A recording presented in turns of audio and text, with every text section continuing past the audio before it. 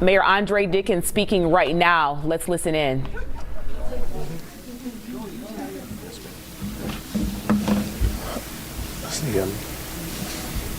Good deal. All right, good morning, everyone, and welcome here to the Joint Operations Center here at our public safety headquarters in the city of Atlanta. As you know, we had a very eventful night and early morning due to Hurricane Helene, and we have a flash flood emergency in the city of Atlanta. We're thankful in the city that the storm diverted east so that it didn't come as direct over the city of Atlanta, but we did have a lot of rain throughout the last couple of days, and it resulted in flooding, as well as we had some high winds that also led to some trees being down. I'm joined here by a number of people that we'll make sure you hear from soon, but I wanted to just go over some of the things that have happened overnight and then this morning. Currently, we are still dealing with flash floods across the city of Atlanta because of our hilly environment. The bottom and basins of some of those hills resulted in flooding, where we have our storm drains that's been cleaned out over the past couple of days, but of course there's still some creeks that overflow as well as the Chattahoochee River, so we've resulted in some flooding in the Buckhead area as well as some other low-lying areas. Thankfully, some of our other trouble hotspots normally, like the AUC Center, Vine City, English Avenue, Peoplestown, we haven't seen a significant amount of flooding in those areas, so we hope that continues. Overnight, we did experience some individuals that were stranded in their vehicles, and we've had swift recovery by Atlanta Fire Rescue Department to be able to rescue, to do about 20 rescues to save people with boats as well as to get them out of their cars, and some were in their apartments. We've rescued pets and entire families, so thanks to our outstanding leadership and committed individuals at Atlanta Fire Rescue Department to be able to go into those areas and save those lives. We've been very careful to make sure we communicate with our senior centers and senior citizens.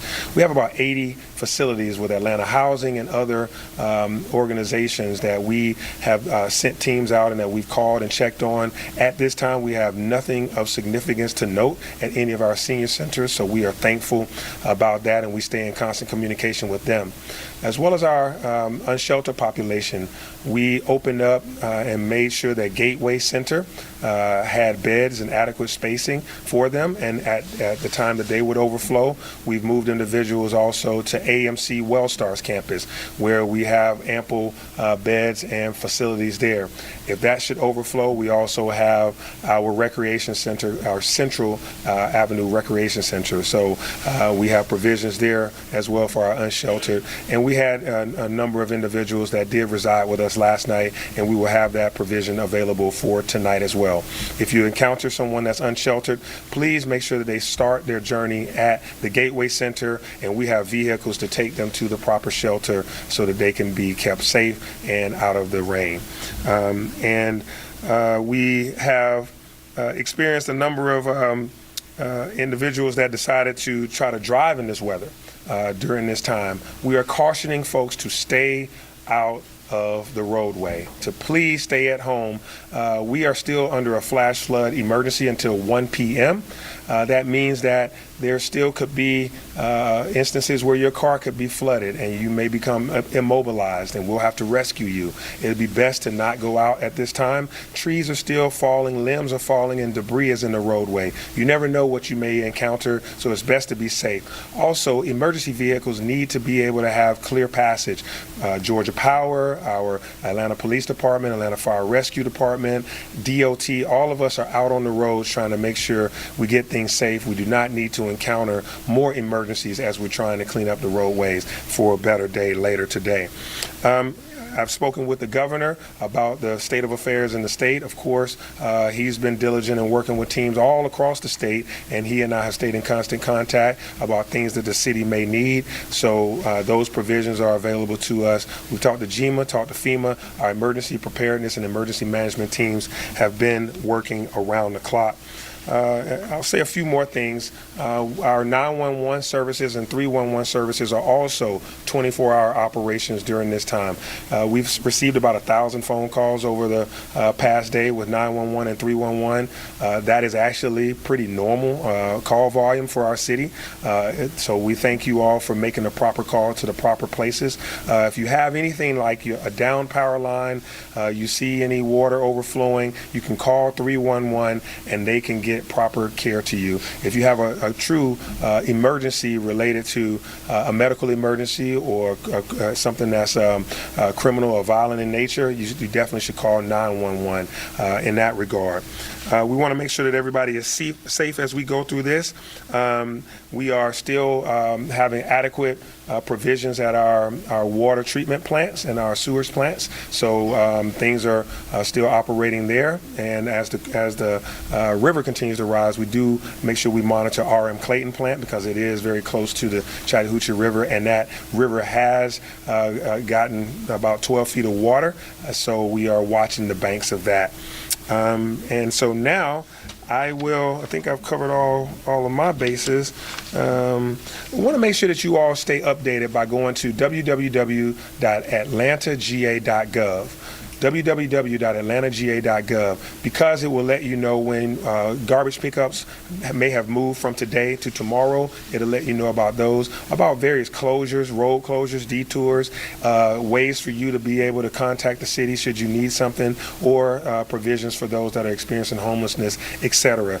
AtlantaGA.gov, and you can follow us on social media at the City of Atlanta on all platforms that you may think of.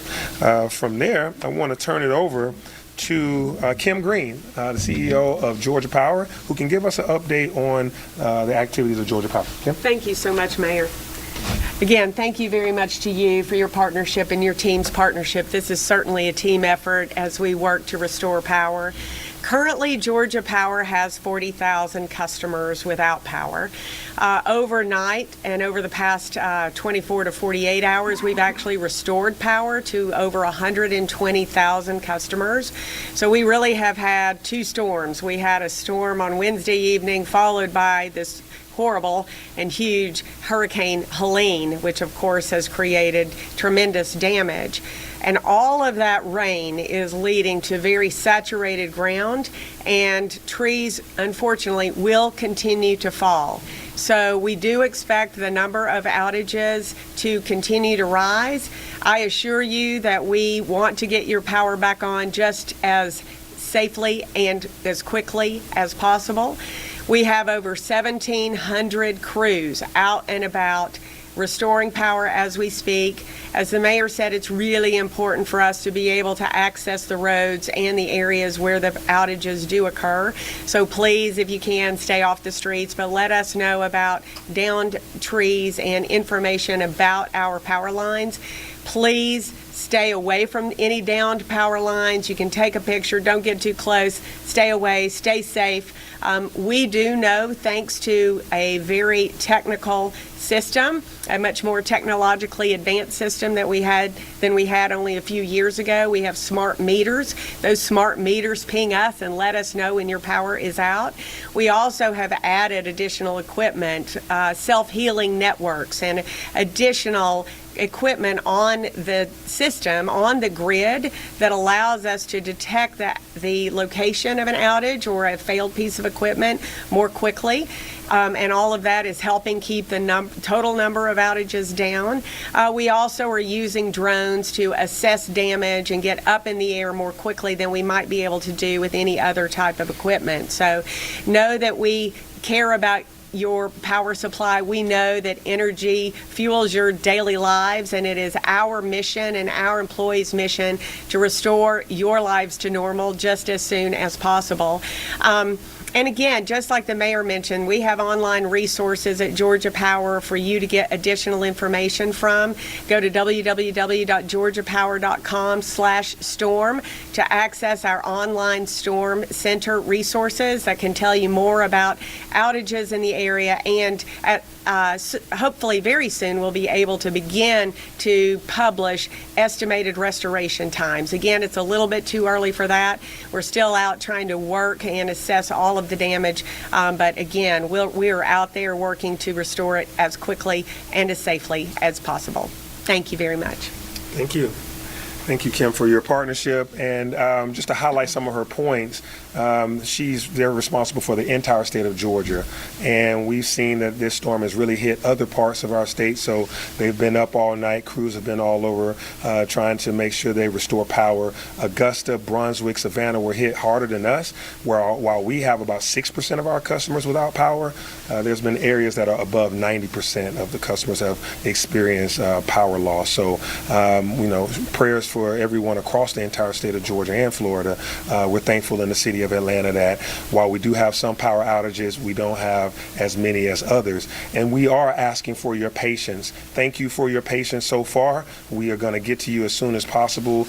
Georgia Power crews are all over trying to make sure they restore power, but we do ask for your patience. Continue to charge your cell phones. Those of you that do currently have power, make sure you charge your cell phones, because the ground is so saturated that just because the wind may stop blowing as hard and just because the rain may stop, the trees may still be weak, limbs may still fall onto power lines, and that can still cause situations where power is out. So we want you to make sure that you have some power, charge your portable batteries, make sure anyone that has medical equipment that they charge that up as well. Georgia Power has also been gracious enough to grant us 4 mobile trucks, and we will begin to put those out and let folks know where they can get charging if they so need it.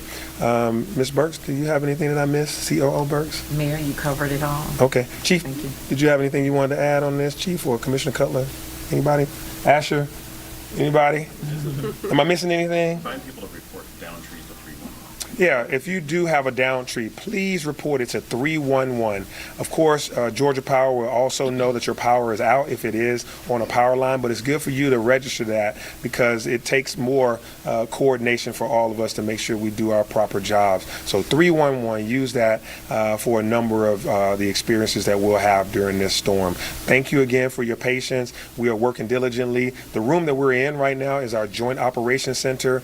Literally over 20 departments and offices of the city of Atlanta, plus Grady, plus Georgia Power, plus Fulton County. We're all here together working in a coordinated fashion. We've been doing that around the clock for the past day, and we will continue to through this storm. So stay tuned, and we will have more. Are there any questions? Mayor, you didn't mention any loss of life but serious injury. Yeah, thank God we haven't heard of any loss of life or any serious injury. Even those individuals that were rescued, they were kept whole. Their families were all intact, even the infants and the pets. So we're thankful for that, and we want to keep that. What danger, speaking of rescue, what danger does it pose to your employees when they have to go out and attempt these rescues? Yeah, this was a very tough night. High winds, a lot of rain, and it's dark, as well as some lightning.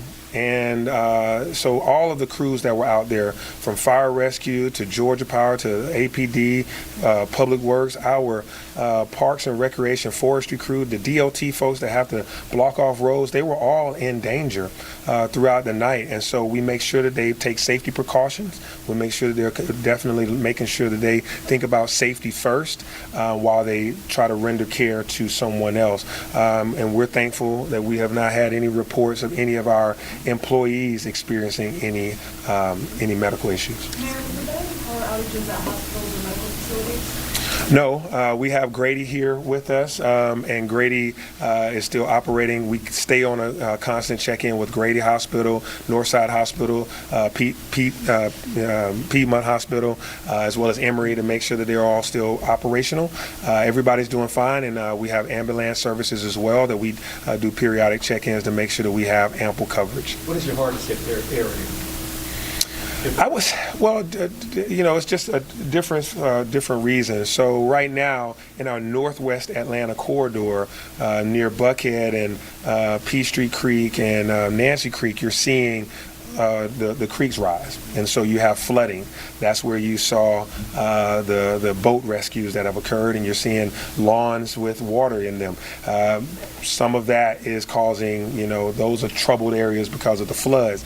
And then we've had power lines down in other areas, and so those folks are experiencing loss of power.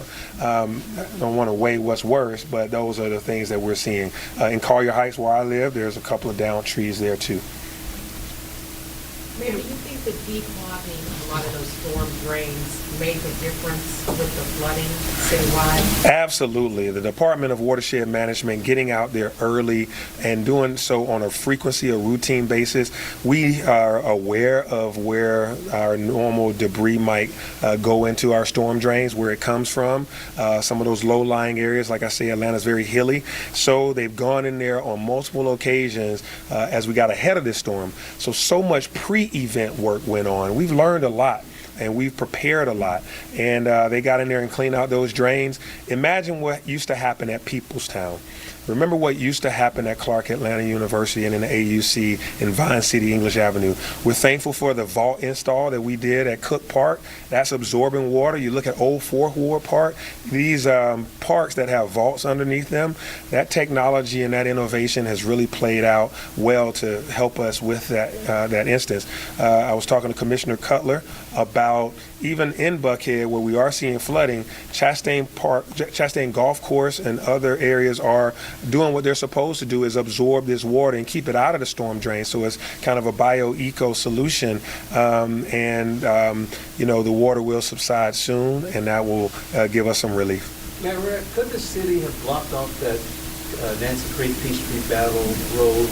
Because we've seen this problem every time a huge storm comes in. Could we kind of block that off to keep people out of that area? I'm not sure. I mean, this is, you're right. That Peachtree Battle area, the Memorial Park down there, and Nancy Creek, I know that area quite well.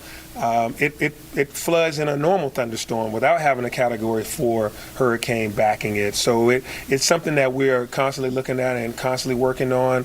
I used to be an engineer. I'm try to think it through with you, but I can't come up with nothing right now. Any more questions from anyone else? All right, thank you.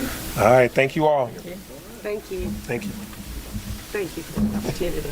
All right, Mayor Andre Dickens there alongside Kim Green, the CEO of Georgia Power, and you see in that room what it takes to work through a situation that the city is currently facing. They've got 20 different departments working together to work through this. So let's just recap a couple of the bullets. Some things that stood out was really with Georgia Power, because that has the greatest impact at this point.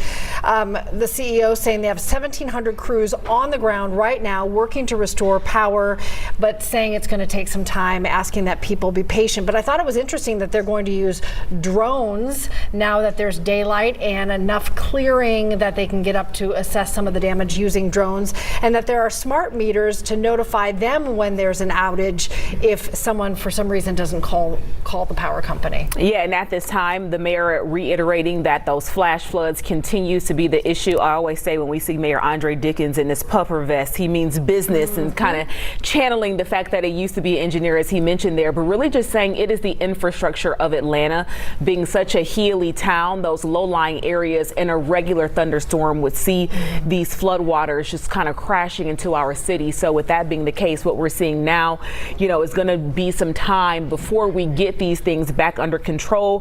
He did state that all the hospitals are online right now, at least the hospitals that are in the metro Atlanta area that are keeping contact with the city of Atlanta. So that's going to be your Wellstar Hospital that they actually use as a housing location for the unhoused population. If you see anybody out there that's in this torrential downpour or just, maybe wet, the unhoused community has always been such a focus for Mayor Dickens. So I love the fact that he said they opened those shelters and those resources have been made available.